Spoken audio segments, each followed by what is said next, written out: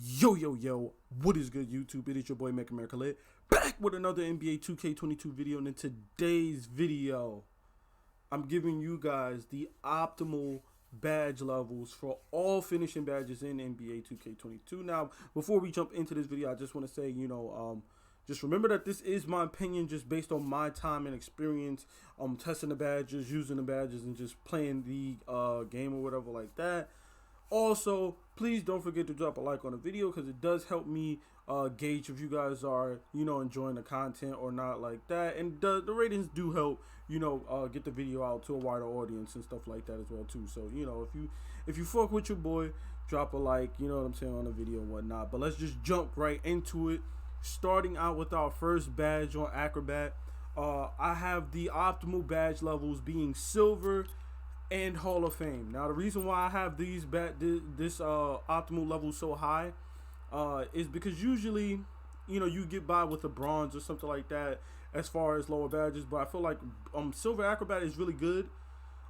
Even more so, you want these badges on a high level. If you can max it out, you should max it out, just because if you read the description, it gives you a significant boost for spin, half spin, hop step, euro step, cradle, reverse, and chain shot layups, and I'm pretty sure I've made a video on my channel explaining why you should be using Acrobat, because they took out fancy footwork. So the fancy footwork badge that used to not only help you beat your defender or whatever to the basket with a euro or a hop step layup or whatever like that, you also got a boost for taking those shot attempts after using those moves. Well, you don't get that boost anymore because fancy footwork is now gone. So that's why Acrobat is way more important, because there is no more fancy footwork, and you want to get as much of a boost as you can when you do those spins and reverses and cradles and euro layups and stuff like that. Back down Punisher, I have max, period, just max, because this is a really strong badge if you are a big man. So, if you can get this badge maxed on gold, you want to max it out of gold. If you could get this maxed on Hall of Fame, you should have this Hall of Fame. Dream Shake I have at silver. This is one of those badges where I really just couldn't gauge how well this badge was. Like, I just didn't feel like I was getting a lot of stuns, and I just feel like the stuns that you are gonna get probably wouldn't balance out to running this at gold or Hall of Fame or something like that. So I would probably recommend running that at silver if you like to, get shaky and shifty and stuff like that in the post on some, Hakeem Olajuwon shit or whatever like that, or you got a post scorer and you do all your heavy lifting or dirty work in the post, then yeah, I would recommend running this. Otherwise, I probably wouldn't recommend running this badge at all. So probably nothing or silver max, in my opinion. Drop stepper, obviously you want that max. It is one of the best inside badges for inside big man or whatever, so you want this badge max, period. Fast twitch I actually have bronze, right, or max, if you can get it max. Now bronze is really nice for just those slashing type builds. My 2A sharp gets one finishing badge. I like to throw bronze fast twitch on there because especially when I leak out on a fast break and stuff like that, it'll help me with getting a layup quicker or dunk or whatever like that quicker than, getting chased down and stuff like that. So this is really, for me, I use this more like a fast break kind of badge or whatever like that.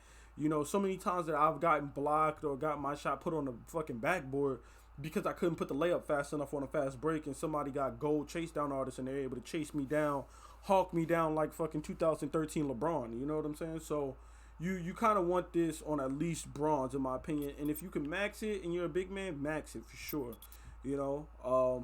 Moving on to Fearless Finisher. Again, another one that I have silver or Hall of Fame. Fearless Finisher is one of those badges that people think they don't need it, but they really do. The amount of times that I, as a 6'7" playmaker, a 6'5" two-way sharp with a 75 driving dunk, the amount of times I've gotten pulled out of a dunk animation by somebody who is 6'1", 6'2", 6 feet tall from behind me.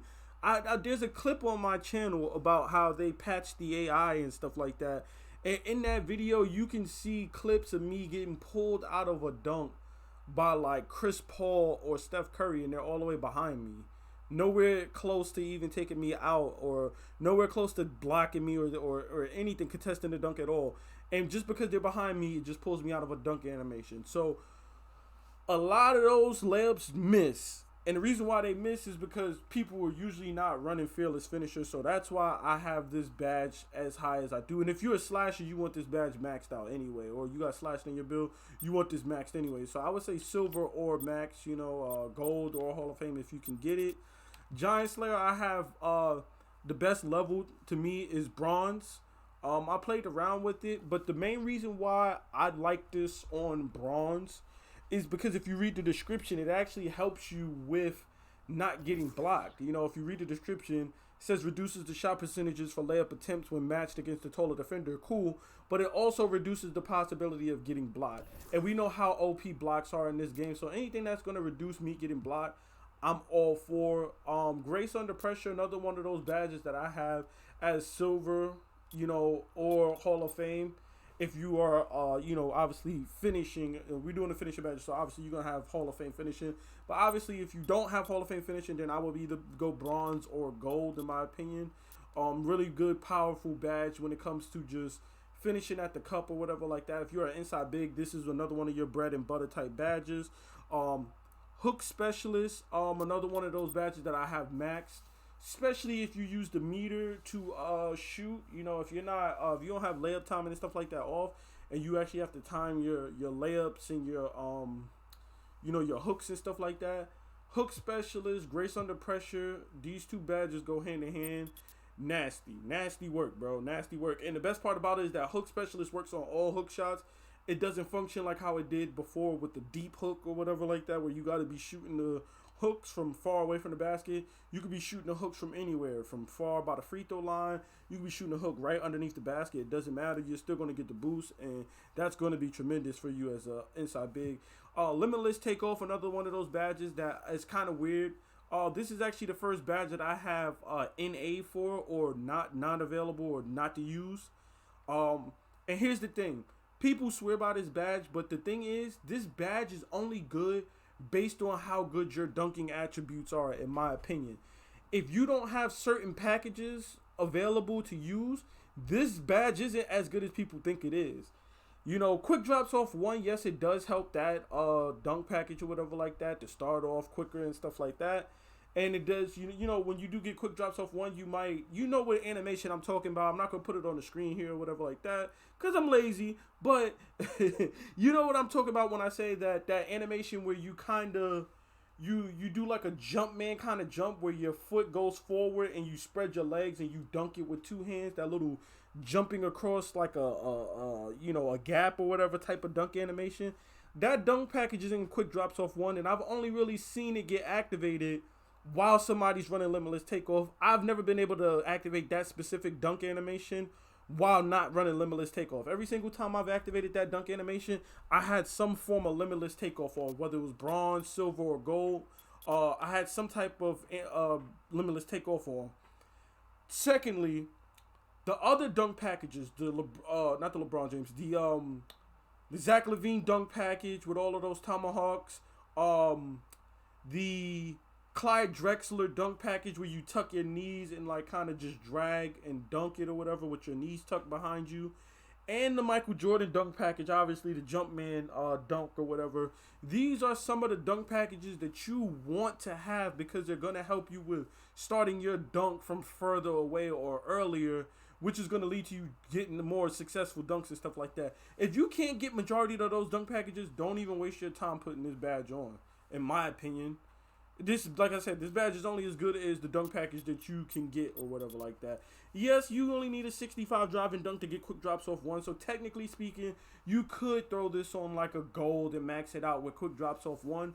But even then, I just feel like I don't see that animation enough to warrant it. Whereas if you got the Jumpman dunk package, the LeBron, I said LeBron, you got the Michael Jordan Jumpman dunk package, and you got the Clyde Drexler dunk package, you can trigger those dunks more often than you can that quick drops off one dunk package that I'm talking about. So that's how I feel about Limitless Takeoff. Lob City Finisher, Max, Bronze. I've never put this badge any higher in 2K22. Aside from when I was testing the badges, and I really didn't notice a difference. I really didn't notice a difference, so I'm just gonna say I'll stick with bronze Lob City finisher. I'm sure the higher you go, there's probably some type of better boost or something, but I honestly can't tell the difference between bronze, silver, gold, and Hall of Fame in my opinion. So I would recommend just bronze for Lob City finisher is the optimal level. Mouse in the house again, bronze because you need to be like 5 inches taller than people or something like that if they are 6'9" or taller. And if they're shorter than 6'9", then I think it's like 4 inches taller or something like that. It's weird the height that you have to be or whatever like that. And with the way the height is in this game, 9 times out of 10 you aren't going to really be able to use this badge. Like on the switch, on the pick and roll or something like that, you might get use out of this. Maybe if you're playing park and you're a 7'3" big, but if you're not a 7'3" big, 7'2" big, and even 7'2" is probably not enough. You got to be a 7'3" big and get matched up against like a 6'8" glass cleaner or something in park. But you're just not going to see this badge pop enough unless you force a switch off a pick and roll or something like that, in which case you know people aren't running pick and rolls like that in park and stuff like that. They're just screening so somebody can get a 3. So I just feel like you're not going to really get to use this badge. But on my inside big, I do slap it on bronze and I forget about it. This is one of those slap it on bronze and forget about it badges. I would recommend him just throwing this on bronze. Just on the off chance you do get a guard or a small forward switched onto you. That's barbecue chicken down there if you're like 6'11" or taller. You know what I'm saying? Post spin technician, another one of those badges that I feel like you should just max because, and this badge is really low key because this used to be a really cheesy badge. This was like a really cheesy go-to badge that everybody used to use. People would just post spin cheese you. People would post spin cheese you from the free throw line and then drive down for a dunk every single time, and like it would work every single time. Like unless you got lucky and got a block, literally it would work every single time. Now, not so much. You don't really see the post spin cheese, but this still is a very effective badge down low in the post. Posterizer, another one of those badges. I've heard mixed reviews from this. I've heard people say it's broken. I've heard people say it works. I've heard people saying they run it max, Hall of Fame. I've heard people say they don't run the badge at all. Me personally, I will say this. This badge works, in my opinion, similar to how contact finisher used to work in NBA 2K21 and NBA 2K20, in the sense that it's going to help you with not just getting contact dunk animations and dropping people, but it's going to help you with just finishing the dunk in traffic, finishing the dunk with somebody standing next to you with Hall of Fame Intimidator. Without posterizer, my 6'4" play shot is not dunking the ball. My two-way sharpshooter, he dunks, yeah. But my 6'4" play shot, my 6'1" play shot is not dunking the ball on anybody or near anybody without posterizer. When I slap this on bronze, I'm dunking on big men. I'm dunking on 7-footers. I'm dunking on 6'8" glass cleaners. It don't matter. Hall of Fame Intimidator, Gold Intimidator, No Intimidator, Gold Rim Protector, it's whatever. I'm really dunking on motherfuckers when I have this on bronze. So, and it's going to help you with finishing those alley-oops too. Pairing these two, lob bronze with lob posterizer bronze, you're gonna finish a lot more alley-oops. Posterizer again, it definitely functions like how contact finisher did last year in just helping you dunk in traffic. So this is another one of those badges. If you're not a finisher or you don't have a bunch of finishing, then you could just slap this on bronze and call it a day. Pro Touch. Now this is the only badge I have on this list that I have as none. I don't use this badge. I don't touch this badge. I don't use this badge. Why? Because I don't have layup timing on. I don't have layup timing on because layup timing sucks in this game. The contest system is completely broken. In the paint contest, the 3-point line contest, the perimeter contest, everything, all the contest in this game is broken. I remember the first game I played, I had a fast break, max badges. I didn't play the first week in the game came out. I just grinded my badges, went into park, on a fast break by myself. I leaked out. Somebody missed. I leaked out. I go to lay the ball up. I timed it white with bronze Pro Touch on. And I kid you not, I missed the layup still. Nobody in sight of me. I'm at the free throw line. The closest person is like probably half court, maybe the 3-point line. At most, the 3-point line. At the most. Nowhere in my vicinity. And I missed the layup by myself. I immediately quit out of that game after we won or whatever like that. Went to the main menu, turned layup timing off. Never turned layup timing on since.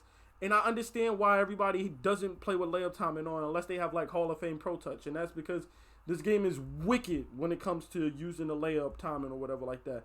That's the reason why you don't see nobody on this game running layup timing. So basically, there's no point in running Pro Touch. This is a useless badge. There's no reason to run this badge. I don't have a level for this badge. My advice: don't run that badge. Next badge, putback boss. Another one of those bronze badges that you slap on bronze and forget about it. Is going to give you, you know, a little boost when you get the rebound and try to put it back up. And it's also going to unlock those coveted putback dunk animations that you won't be able to catch without having this badge. You know, so if you like catching, you know, bodies or putbacks for, you know, tapes and highlights and stuff like that, or you just like to do a little fancy play every now and then, or maybe one of the goals or agendas for, you know, the week or the day is to get a putback dunk or a putback alley-oop, which it is sometimes. You can slap this on bronze and go ahead and knock that out, you know, for your little XP or, you know, a little bit of VC or whatever like that. Rise Up, another one of those badges that I've heard people swear up and down by, that is good for catching posterizers and stuff like that, but I just don't really see a difference. My recommendation would be to run this on bronze, you know, the lowest, or at least gold. You know, I just don't feel like it helps that much though, you know, as far as getting contact dunks or dunking on people down low. You know, when it comes to inside badges, you know, I tend to gravitate towards more so, you know, fast twitch and grace under pressures badges that's just going to help me score the basket. I don't care if it's a dunk. I don't care if it's a layup. I don't care if it's an alley-oop. Just give me whatever boost I need to put the ball in the basket. Now, if you care about just strictly dunking and catching bodies down low and embarrassing your opponent, then yeah, you might want to throw this up to a gold or whatever like that. But me personally, I slap it on bronze. I call it a day. Slithery finisher, this one, you want this to be max. This is still one of the most important finishing badges in the game. It is still top 3 finishing badge in the game. Always has been, always will be. Teardropper. Now, Teardropper is one of those badges that I used to love. I really like this badge in 2K17. I had a really good soft spot for this badge in 2K20. Pairing Teardropper with Pro Touch, it was just impossible for you to miss a floater. Listen to me. It was impossible with these two badges. Now, because of the debacle with, you know, layup timing being so ass and stuff like that, nobody really runs Pro Touch because nobody really runs layup timing, which means, you know, people aren't really using I personally don't use Teardropper like that. Now, when I was testing the badge or whatever so I could see how good the badge was, you know, the higher you put this, yeah, it does get a little bit better, but me personally, I would just recommend not to run this badge, you know, unless you're playing twos, you know, or you're on a 1v1 court. I just don't really see you getting much use out of this without getting blocked. You know, maybe in park you might be able to get that off. Like I said, in twos you could probably definitely get this off every time. In threes you might be able to get this off if everybody on your team can shoot and space the floor properly. But I primarily play rec and pro-am, and yo, it's just not gonna happen. It's gonna be a contest somehow every time.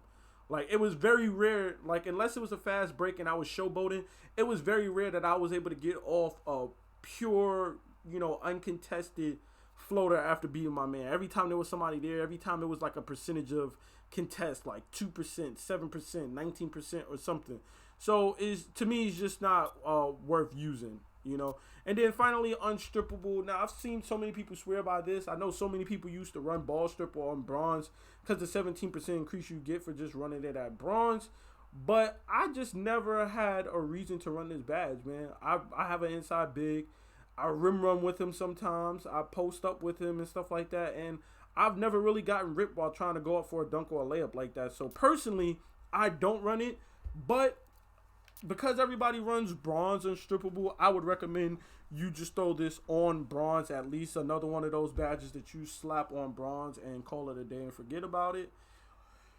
It's been your boy Make America Lit though, and these are the badges, or I should say badge levels that I find optimal, that I think are the best, you know, for minimum and maximum for the finishing badges in NBA 2K22. Please be sure to drop a like, comment, and subscribe for more NBA 2K22 content and badge breakdown videos. It's Make America Lit. I'm out. Peace.